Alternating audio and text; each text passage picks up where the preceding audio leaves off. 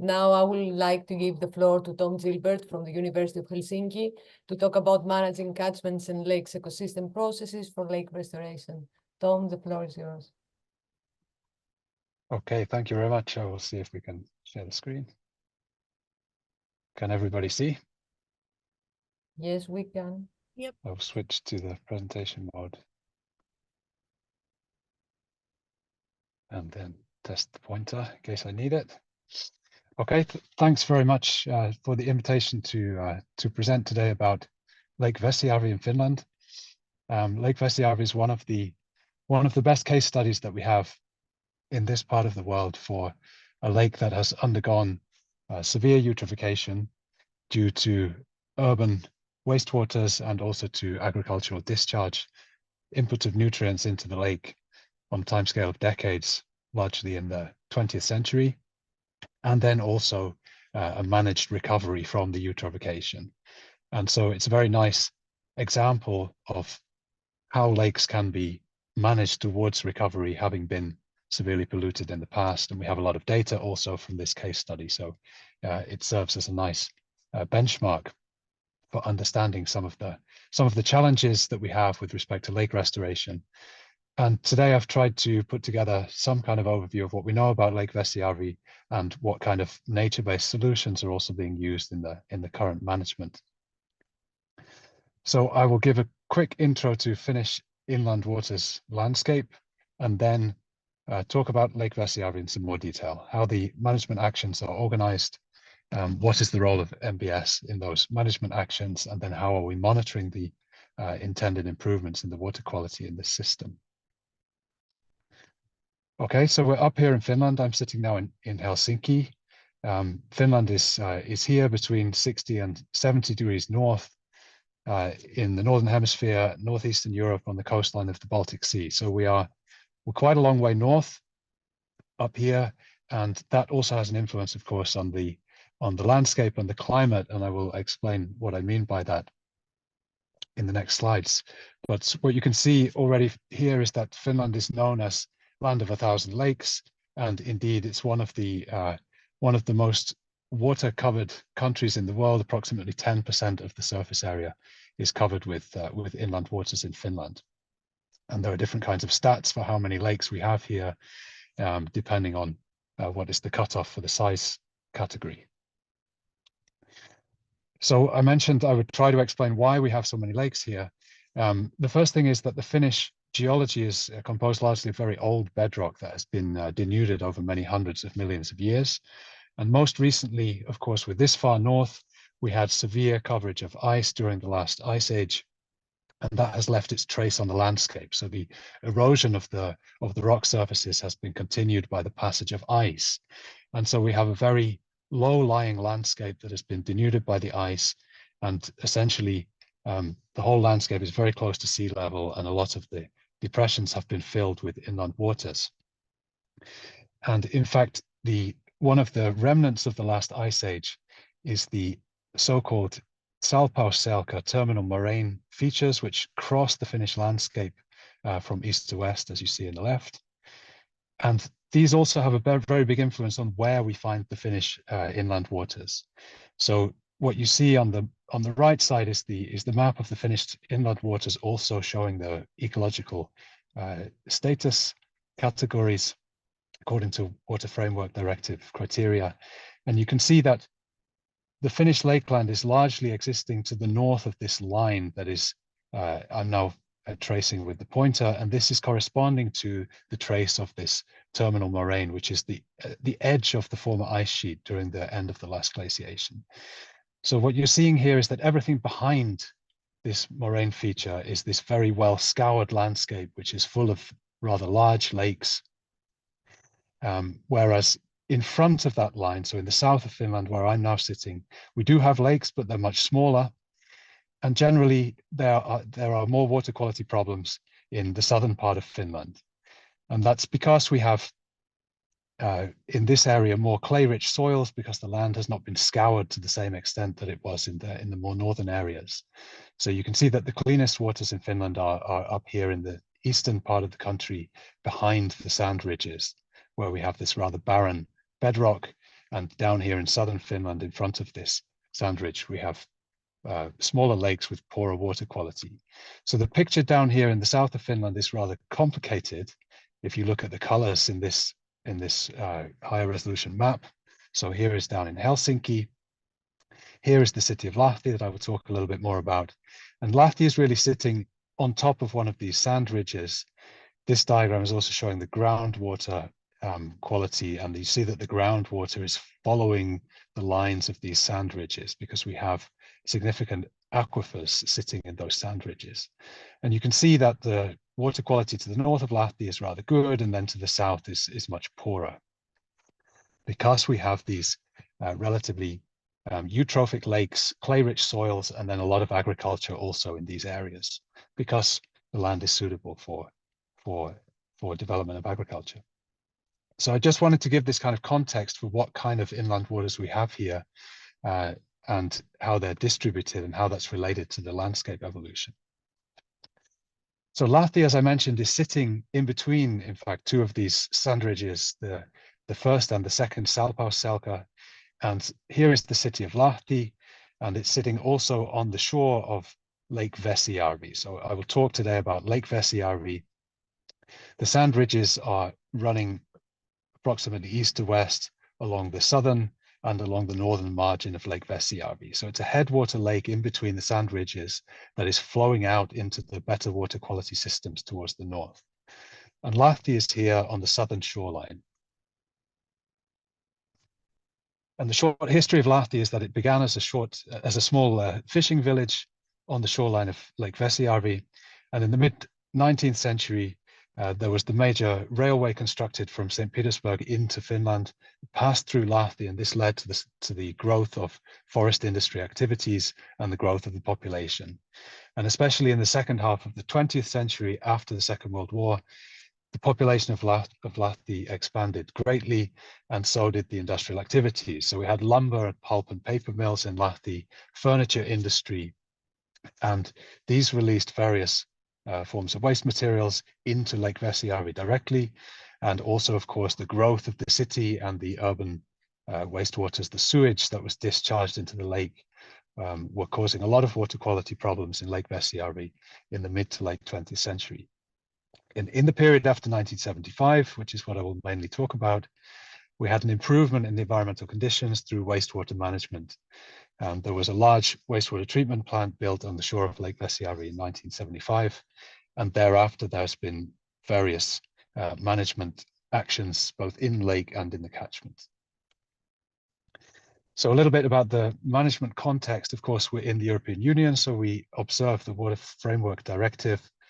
And we have river basin management plans, including the one for the Kymijoki and Gulf of Finland area, which is this one here in the south central part of Finland.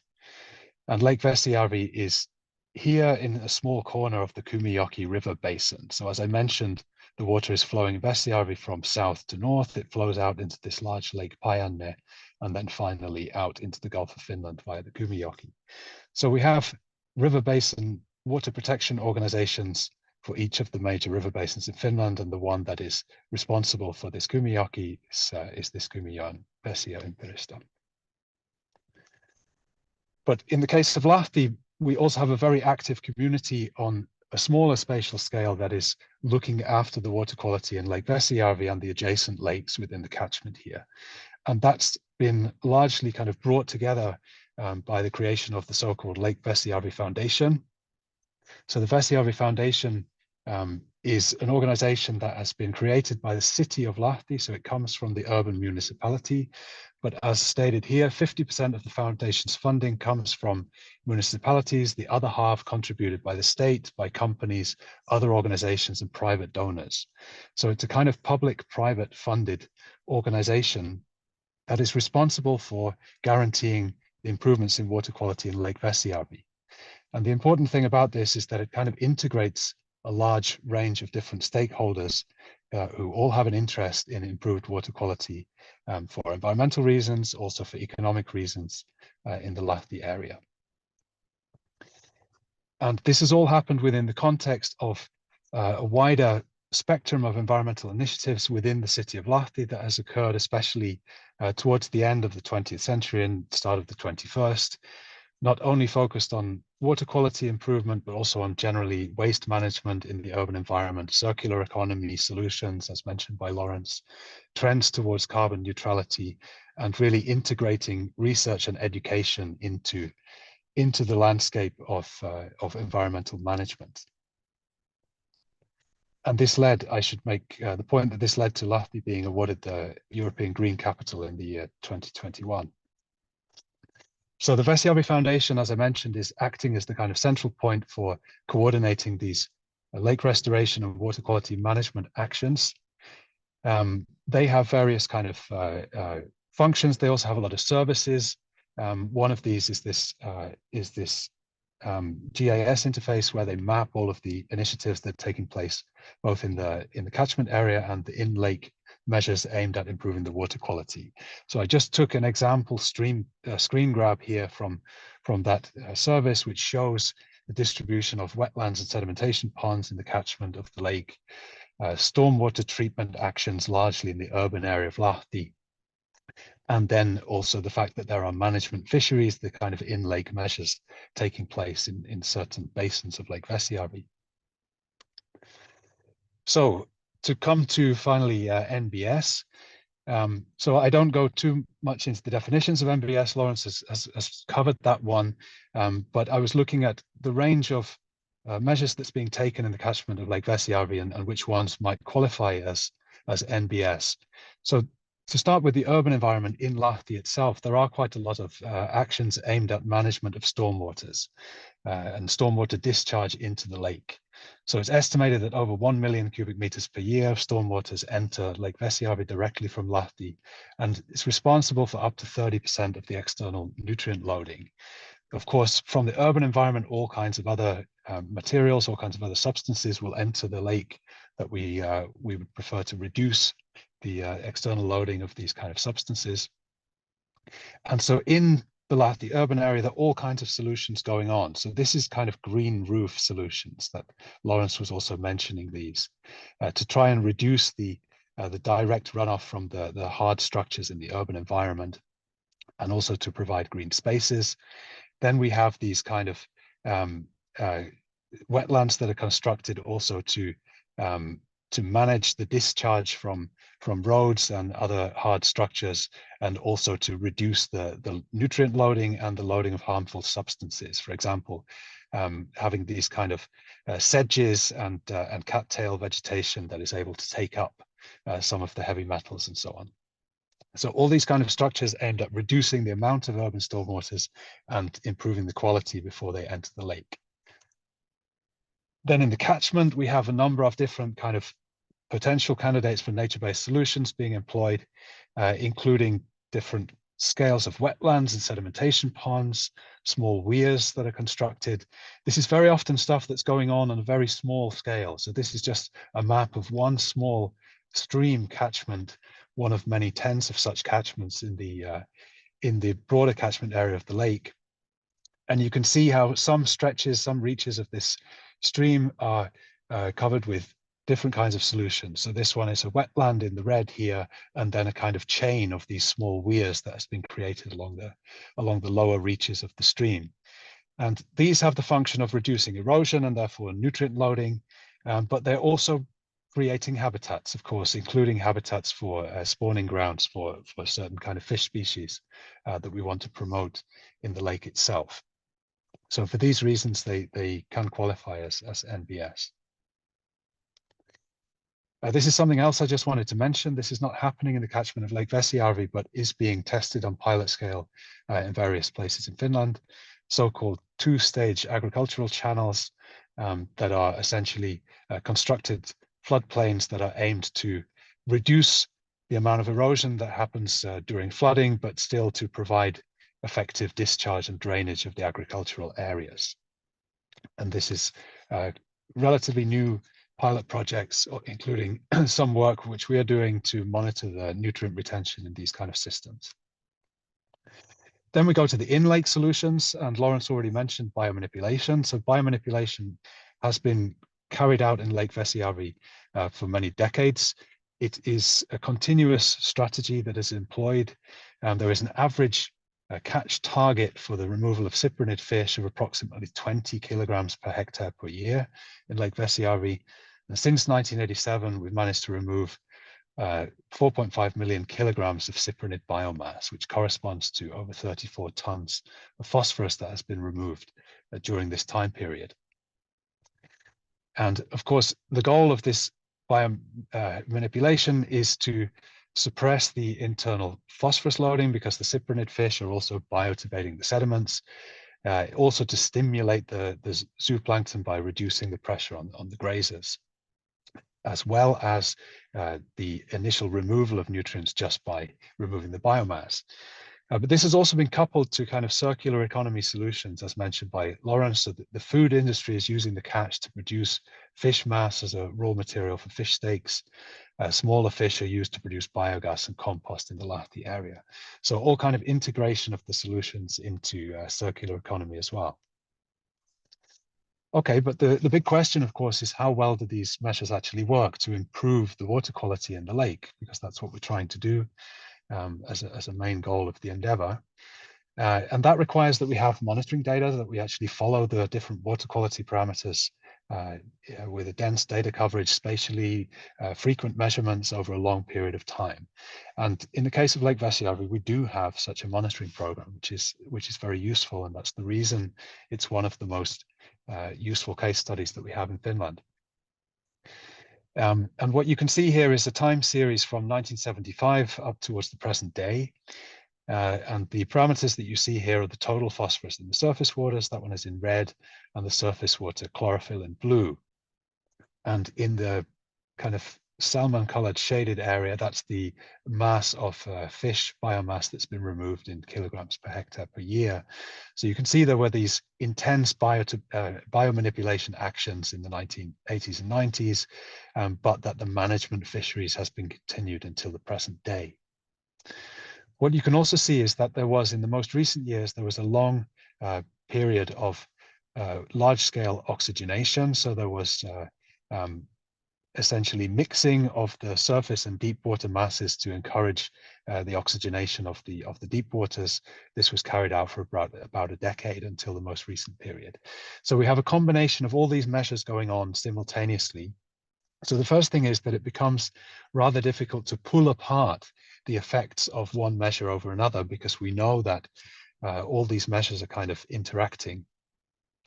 But what we can see is that the construction of the wastewater treatment plant, when the external loading of phosphorus and nitrogen to the lake was reduced almost overnight, that is the single largest action that had a great influence on the water quality. And since then, there have been some bumps on the road, but we're in a kind of managed recovery from eutrophication. And in the last couple of decades, we've kind of stabilized in this kind of level of phosphorus and chlorophyll concentrations.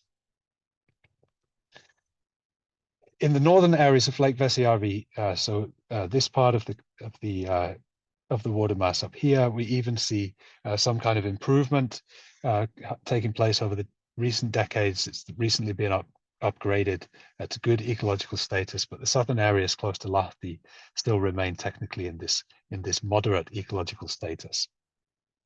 And the reason why it becomes very difficult to get any further than this, if I just go back one slide, so you see that we had this improvement over several decades due to the reduction in the external loading, the biomanipulation, etc.